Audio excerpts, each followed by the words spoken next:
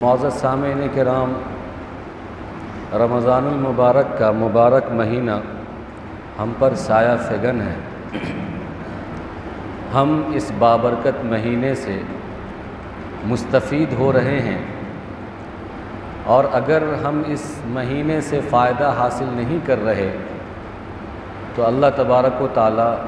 ہمیں اس مہینے سے استفادہ اور افادہ کرنے کی توفیق عطا فرمائے اور اس مہینے کی قدر کرنے کی توفیق عطا فرمائے۔ اصولاً یہ مہینہ عبادت کا مہینہ ہے۔ اس مہینے میں اصل جو چیز ہے وہ ہے عبادت۔ آپ نے دیکھا ہوگا اور ہمارا تجربہ بھی ہے کہ جو کبھی کچھ عبادت نہیں کرتا وہ رمضان میں کچھ نہ کچھ عبادت کر لیتا ہے، کیونکہ رمضان اصل میں عبادت کے لیے ہے۔ لوگ عبادت والا ماحول بناتے ہیں،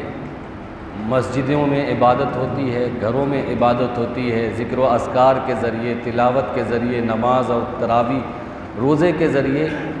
عبادت کا وجود ہوتا ہے، ایک ماحول بنتا ہے، ایک سما بنتا ہے۔ تو نہ چاہتے ہوئے بھی ہم میں سے بہت سارے لوگ عبادت کرنے لگتے ہیں۔ کوئی تو لاجن شرمن کرتے ہیں، کوئی مجبوراً کرتے ہیں، کوئی توان کرتے ہیں، کوئی کرہن کرتے ہیں، لیکن کر لیتے ہیں۔ کوئی بہت سے لوگ جو ہیں وہ تو خوش دلی کے ساتھ کرتے ہیں، خوش طبعی کے ساتھ کرتے ہیں، اللہ کو راضی کرنے کے لیے کرتے ہیں۔ اور بہت سے ایسے بھی ہوں گے جو دیکھا دیکھی رسمن کر لیتے ہیں کہ چلو وہ کر رہے ہیں میں بھی کر لوں۔ یا کچھ لوگ ایسے بھی ہیں جو لاجن شرمن کر لیتے ہیں کہ اگر ہم نہیں کریں گے تو لوگ کیا کہیں گے، کہ 11 مہینہ تو ایسے ہی بیٹھا رہا اور رمضان کے مہینے کو بھی ضائع کر رہا ہے۔ تو کسی نہ کسی بہانے ہم میں سے لوگ عبادت کرنے لگتے ہیں۔ رمضان کی عبادتوں میں سے ایک عبادت ہے اعتکاف کی عبادت، جو رمضان کے مہینے میں ہی خاص ہے۔ رمضان کا اعتکاف رمضان کے مہینے کے لیے ہی خاص ہے۔ ایسے تو اعتکاف ہر دن، ہر مہینہ اور ہر سال، ہر ہفتے ہو سکتا ہے، لیکن جو رمضان کا اعتکاف ہے وہ صرف رمضان کے مہینے میں ہی ہو سکتا ہے، جس کو سنت علی الکفایہ اعتکاف کہتے ہیں۔ جو 20 رمضان کی مغرب سے لے کر عید کے چاند کے نکلنے تک 10 دن کا رمضان کے اخیر عشرے کا اعتکاف ہوتا ہے، جس اعتکاف کو سنت کہتے ہیں۔ اور یہ اعتکاف سنت علی الکفایہ ہے۔ اس کا مطلب یہ ہے کہ یہ ایسی عبادت ہے کہ محلے کے چند لوگ اگر اعتکاف میں بیٹھ جائیں تو یہ سنت پورے محلے کی طرف سے ادا ہو جائے گی، اور اگر محلے کے کوئی بھی افراد اعتکاف کے لیے نہ بیٹھے تو پھر سارے کے سارے محلے والے کو گناہ ہوگا اس سنت کے چھوڑنے کا۔ یہ ہے سنت علی الکفایہ کا مطلب۔ یہاں پر ایک چیز آپ سمجھیں گے کہ ہم نماز جنازہ جو پڑھتے ہیں تو وہ فرض کفایہ ہے۔ نماز جنازہ فرض کفایہ ہے۔ اس کی تعریف بھی یہی ہے کہ اگر محلے کے چند لوگ نماز جنازہ ادا کر دیں تو سارے محلے والوں کی طرف سے جنازے کی نماز ادا سمجھی جائے گی، اور اگر کوئی ادا نہیں کرتا ہے تو سب کے سب گنہگار ہوں گے، کیونکہ یہ فرض کفایہ ہے۔ تو آپ دیکھیں گے کہ نماز جنازہ میں اچھی خاصی بھیڑ جمع ہو جاتی ہے، اچھے خاصے لوگ رہتے ہیں، ذمہ داری سے رہتے ہیں کہ بھائی جنازے کی نماز میں ہم شریک ہوں گے تو ہماری جنازے میں بھی لوگ شریک ہوں گے، اگر ہم شریک نہیں ہوں گے تو لوگ ہمارے جنازے میں بھی شریک نہیں ہوں گے۔ تو ایک اچھی خاصی بھیڑ جمع ہو جاتی ہے فرض کفایہ ہونے کے باوجود۔ لیکن جب بات اعتکاف کی آتی ہے، جو اعتکاف کے سنت علی الکفایہ ہے، اس کی بھی ساری تعریف سیم ہے کہ محلے کے اگر چند لوگ ادا کر دیں تو سب کی طرف سے ادا ہو جائے گا،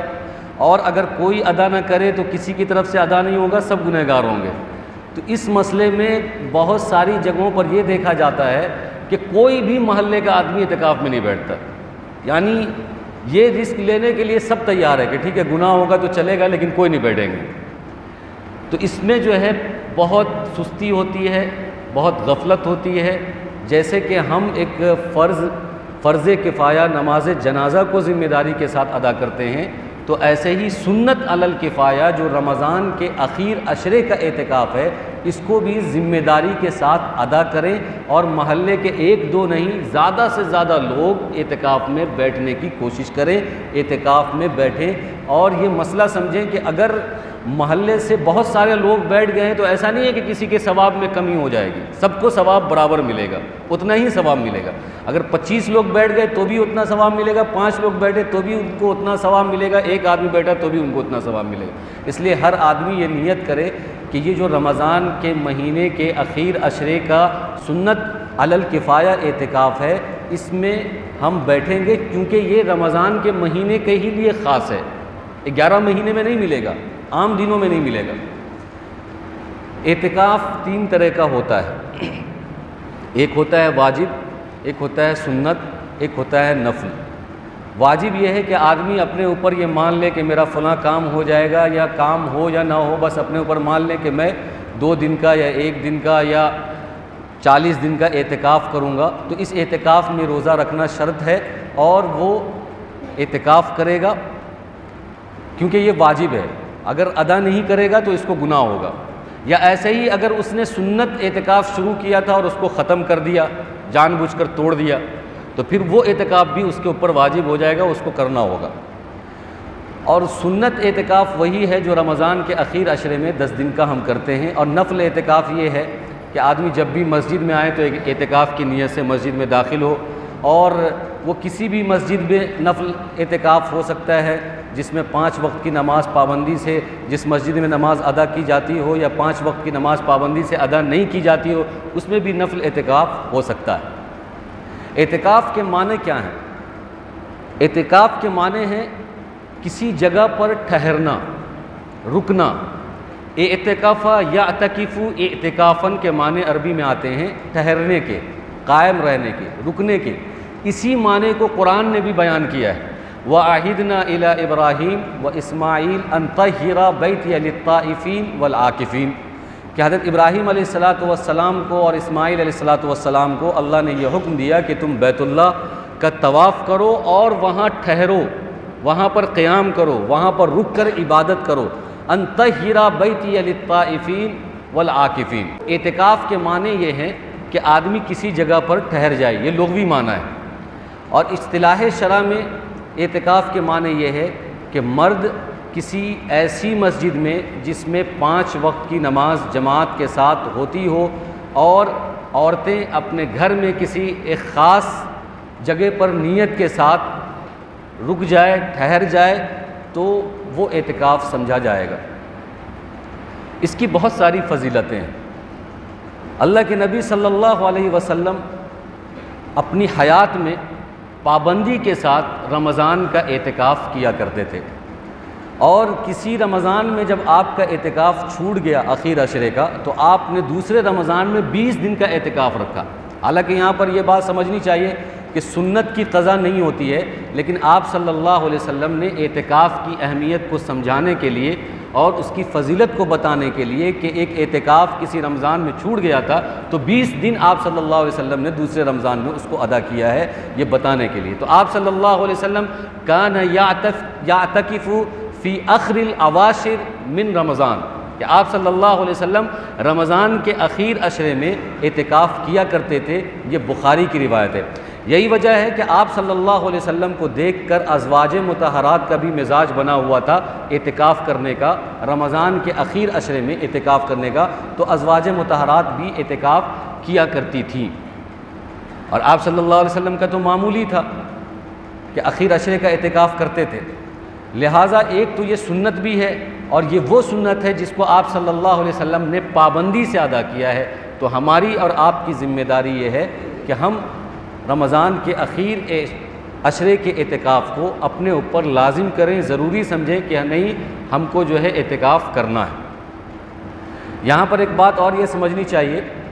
کہ بہت سارے لوگ یہ سمجھتے ہیں کہ 27ویں رمضان کو یا 26ویں رمضان کو ہم مسجد میں اعتکاف کر لیں گے تو اعتکاف ان کا ادا ہو جائے گا، لیکن رمضان والا اعتکاف ادا نہیں ہوگا۔ رمضان والا اعتکاف ادا کرنے کے لیے 10 دن ہونا ضروری ہے، اخیر عشرے کا 10 دن، وہ بھی مکمل، مغرب کی اذان سے لے کر عید کے چاند کے نکلنے تک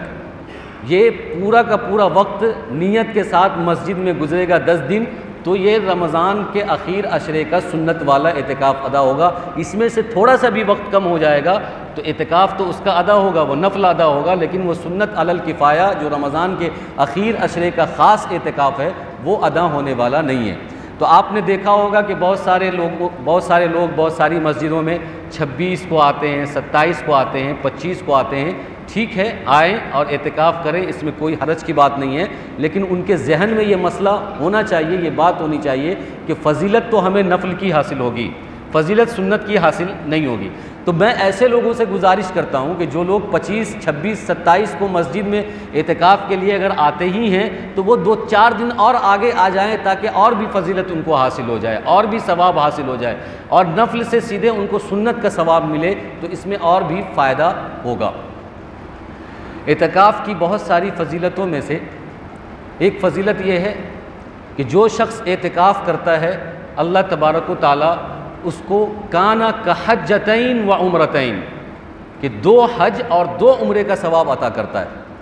اگر کوئی رمضان کے اخیر عشرے کا اعتکاف کرتا ہے تو اللہ تبارک و تعالیٰ اس کو 2 حج اور 2 عمرے کا ثواب عطا کرتا ہے۔ ایسے ہی ایک حدیث کے اندر اللہ کے نبی صلی اللہ علیہ وسلم یہ فرماتے ہیں کہ جو شخص اعتکاف کرتا ہے من اعتکف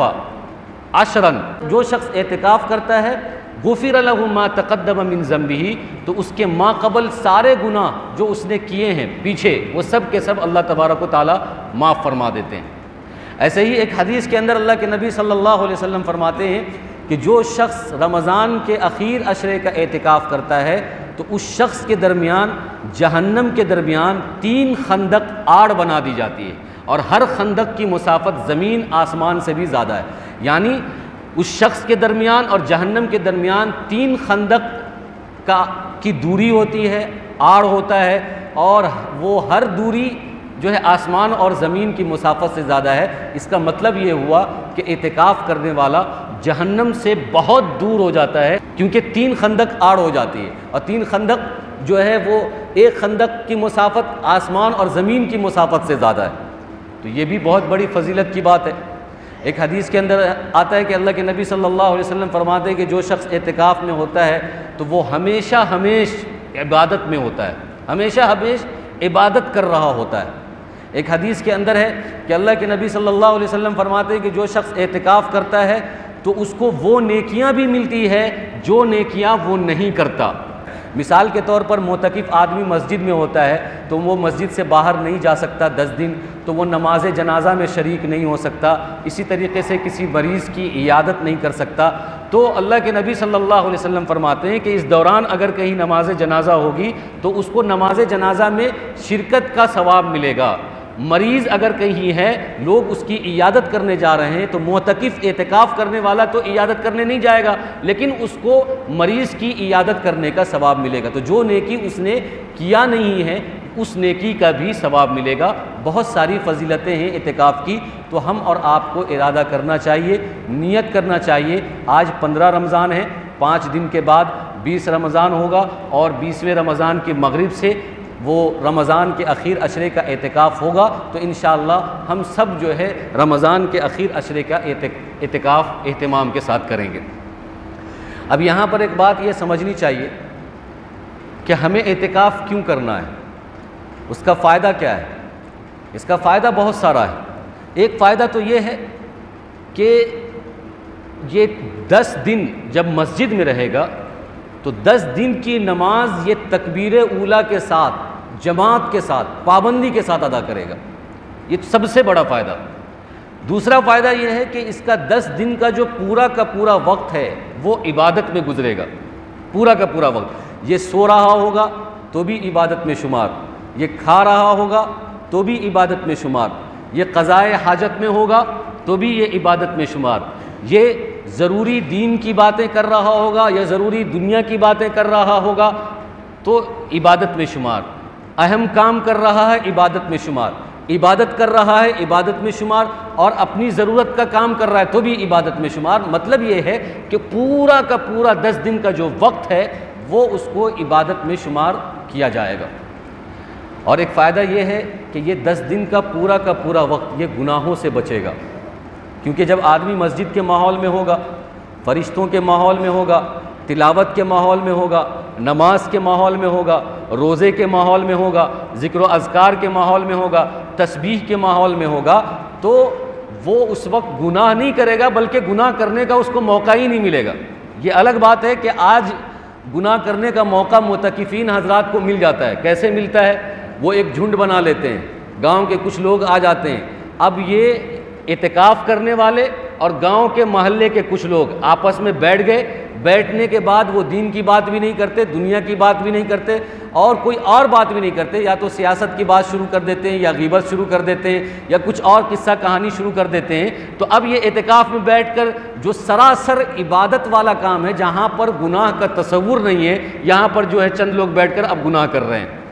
تو ہم اگر ایسا کرنے لگے تو ہو سکتا ہے، ورنہ ماحول ایسا ہے کہ یہاں پر صرف عبادت ہی انجام دی جا سکتی ہے، یہاں پر صرف ثواب کا ہی تصور کیا جا سکتا ہے، یہاں پر گناہ کا کوئی تصور ہی نہیں ہے، آدمی گناہ کرے گا ہی نہیں، کیونکہ یہ ہمیشہ فرشتوں کے ماحول میں ہوتا ہے، مسجد کی چہار دیواری میں ہوتا ہے، مسجد کے ماحول میں ہوتا ہے۔ ایسے بھی عام طور سے آدمی جب مسجد میں آتا ہے تو گناہوں کو چھوڑ کر آتا ہے اور مسجد میں گناہ نہیں کرتا، اور ایک معتکف جب مسجد کے اندر ہے تو 10 دن کی نیت سے ہے، تو وہاں پر وہ گناہ کیسے کرے گا؟ جبکہ وہ آیا ہی اس نیت سے ہے کہ بھائی ہم کو عبادت کرنی ہے، ہم کو تلاوت کرنی ہے، ہم کو ذکر و اذکار کرنا ہے، ہم کو دعا استغفار کرنا ہے، تو وہاں پر گناہ کا تصور کیا ہے؟ تو مطلب یہ ہے کہ 10 دن اس کا گناہ کے بغیر گزرے گا۔ اب ہم تھوڑا سا اپنی زندگی کا معائنہ کریں، اپنی زندگی کا محاسبہ کریں کہ میں 30 سال کا ہوں، میں 60 سال کا ہوں، کون سا دن ایسا گزرا ہے میری زندگی کا جس میں میں نے کوئی گناہ نہ کیا ہو، کبیرہ اور صغیرہ؟ تھوڑا ہم معائنہ کر لیں،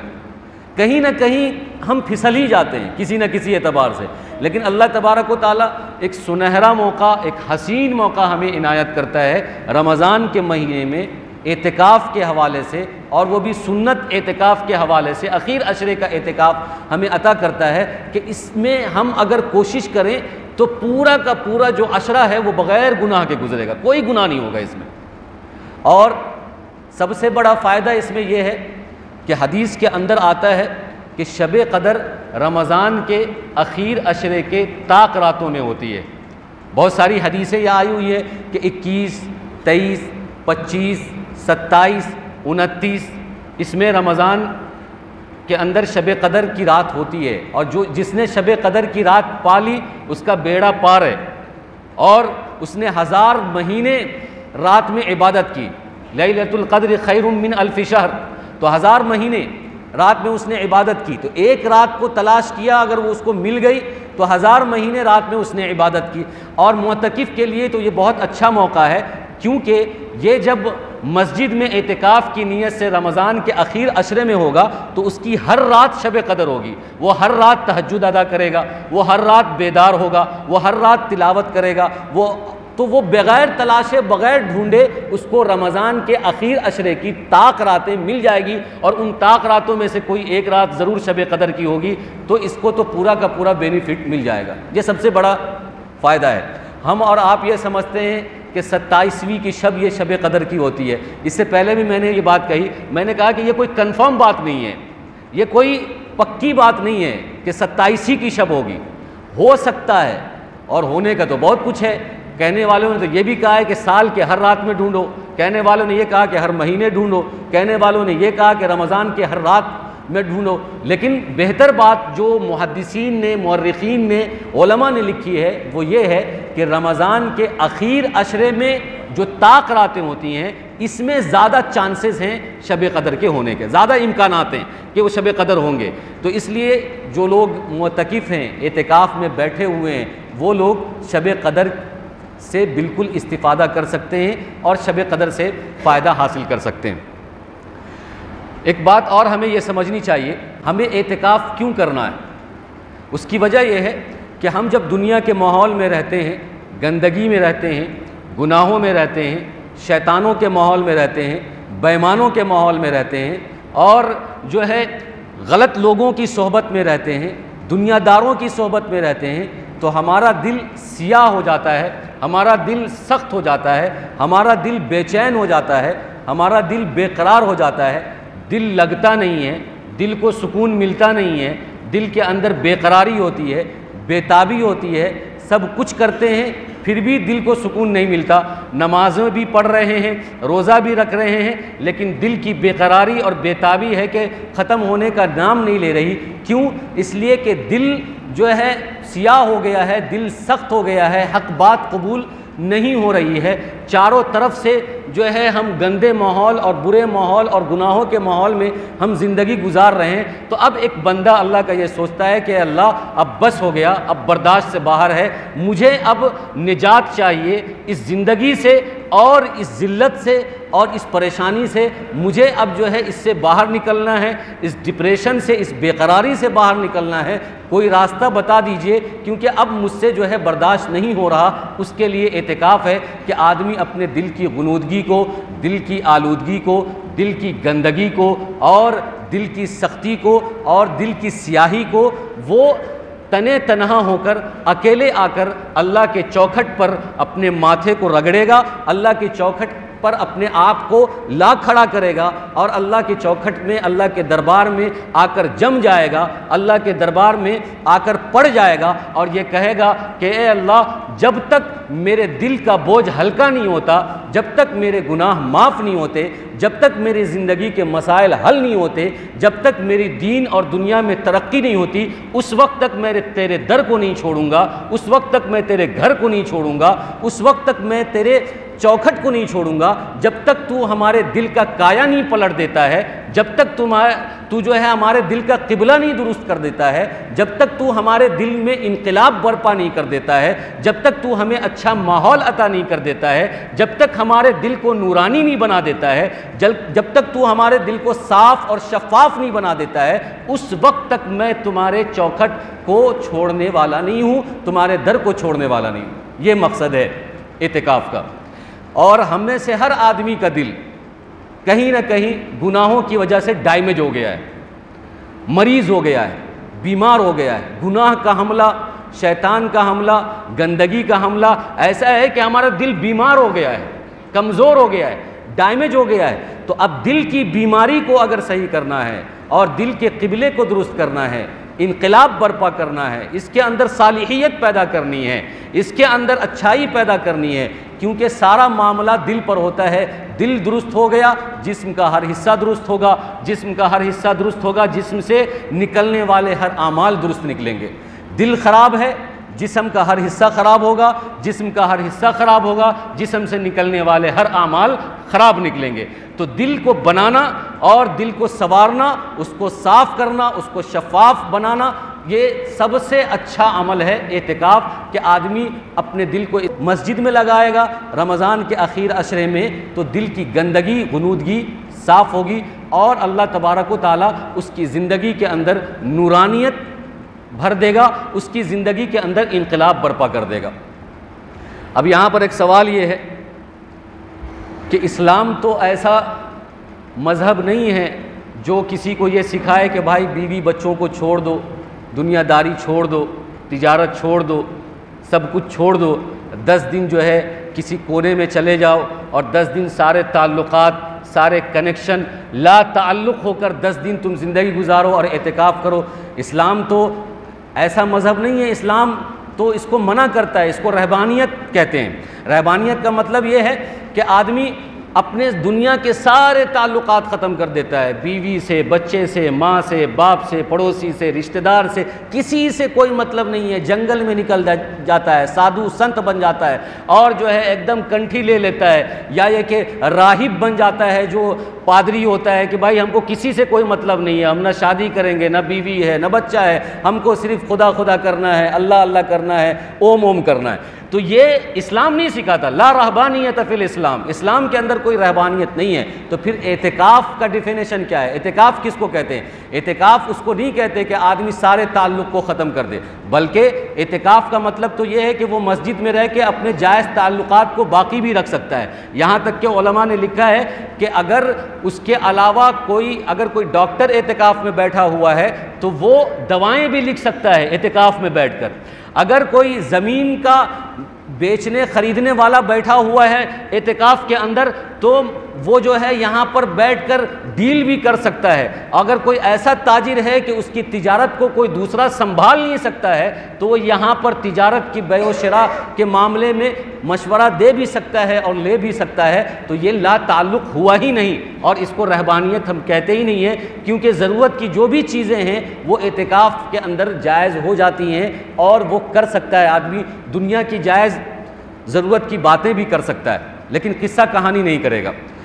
ایسے ہی اعتکاف میں بیٹھنے والوں کے لیے اصول ہیں, آداب ہیں کہ جو بھی اعتکاف میں بیٹھیں گے وہ حدود مسجد کے اندر رہیں گے, مسجد کے حدود سے باہر نہیں جائیں گے, بلا ضرورت باہر نہیں نکلیں گے, بلا ضرورت قضائے حاجت کو نہیں جائیں گے, بلا ضرورت غسل کرنے نہیں جائیں گے, بلا ضرورت بات کھینچیں گے نہیں, طول اور طویل نہیں کریں گے. پوری کوشش یہ کریں گے کہ ہمارا 10 دن زیادہ سے زیادہ عبادت میں لگے. اگر عبادت سے اکتاہٹ ہو جائے تو آرام کر لیا جائے, آنکھ بند کر لیا جائے, تھوڑا سا نیند لے لیا جائے, لیکن بہانے سے کسی کو بلانا, کسی سے بات کرنا, بہانے سے مسجد کے حدود کو توڑنا اور باہر جانا اور بہانے سے جو ہے دوسرے کاموں میں مصروف ہونا, یہ معتکف کے لیے زیب نہیں دیتا, یہ معتکف کے لیے مناسب نہیں ہے اعتکاف کرنے والے کے لیے. جب ہم اعتکاف میں بیٹھ ہی گئے ہیں اور جب اعتکاف میں آ ہی گئے ہیں تو اب اصول کی پابندی کرنی چاہیے. 10 دن بہت ہی اہتمام سے گزارنا چاہیے. اس کو یہ سوچنا چاہیے کہ میرا پورا کا پورا وقت یا تو نیکی میں لگے, یا تو عبادت میں لگے, یا تو تلاوت میں لگے, یا تو ذکر و اذکار میں لگے, یا تو دعا و استغفار میں لگے, یا تو اگر بہت تھکاوٹ ہو رہی ہے اور بہت اکتاہٹ سی ہو گئی ہے تو کوئی دینی کتاب کا مطالعہ کر لیں. دینی کتاب کے مطالعے سے بھی جو ہے اکتاہٹ ہو رہی ہے تو اعتکاف کے اصول و آداب پر ہی کچھ تحریر پڑھ لیا جائے, اس سے بھی اکتاہٹ سی ہو رہی ہے. صحابہ کے واقعات پڑھ لیا جائے, انبیاء کے واقعات پڑھ لیا جائے, تفاسیر قرآن پڑھ لیا جائے, تشریح حدیث پڑھ لیا جائے. اگر ان سب سے اکتاہٹ ہو رہی ہے تو تھوڑا سا آرام کر لیا جائے, تھوڑی نیند مار لی جائے, لیکن فضول کی باتوں میں, فضول کے کاموں میں, فضول کی چیزوں میں بالکل نہ لگائیں. اور اسی طریقے سے مسجد کے ادب کا خاص خیال رکھیں, مسجد کی صفائی کا خاص خیال رکھیں, مسجد کی گندگی میں جو ہے اپنا رول ادا نہ کریں بلکہ صفائی میں رول ادا کریں. ایسا لگے کہ بھائی یہاں پر اعتکاف کرنے والوں نے مسجد کو صاف کیا ہے, گندا نہیں کیا ہے. لوگوں کو ایسا نہیں لگے کہ اعتکاف کرنے والوں نے تو مسجد کو جو ہے ایک دم پھوڑ بنا دیا, گندا کر دیا, بلکہ مسجد کی صفائی کا خاص خیال رکھتے ہوئے, اس کے ادب کا خاص خیال رکھتے ہوئے جب ہم کنگھا کرتے ہیں, تیل لگاتے ہیں, کپڑا تبدیل کرتے ہیں تو مسجد اور مسجد کی جگہ کا احترام کرتے ہوئے کہ کہیں تیل گر نہ جائے, کہیں مسجد کے فرش پر بال گر نہ جائے, تو ان سب چیزوں کا خیال کرتے ہوئے ہم اگر اعتکاف کریں گے تو انشاءاللہ ہمارا اعتکاف کامیاب ہوگا. اور پھر اس اعتکاف سے ہونے والے جو ہے ثمرات بھی اچھے نکلیں گے, فائدے بھی اچھے ہوں گے, اور ہماری دنیا بھی پار ہو جائے گی اور ہماری آخرت بھی پار ہو جائے گی, اور اللہ تبارک و تعالی ہمیں دونوں جہاں میں کامیابی اور ترقی عطا کرے گا. تو ہم سب کو سب سے پہلے نیت یہ کرنی ہے کہ انشاءاللہ ہم رمضان کے اخیر عشرے کا اعتکاف کریں گے, اصول آداب کے ساتھ اعتکاف کریں گے, اور جو موٹے موٹے اصول مسائل جو ہمیں معلوم نہیں ہیں وہ علماء سے ہم پوچھ کر یا اس سے کتاب لے کر ہم اعتکاف میں بیٹھیں گے اور اصول کے ساتھ اپنے اعتکاف کو پورا کریں گے. اللہ تبارک و تعالی ہم سب کو کہنے سننے زیادہ عمل کی توفیق عطا فرمائے. آمین. وآخر دعوانا الحمدللہ رب العالمین.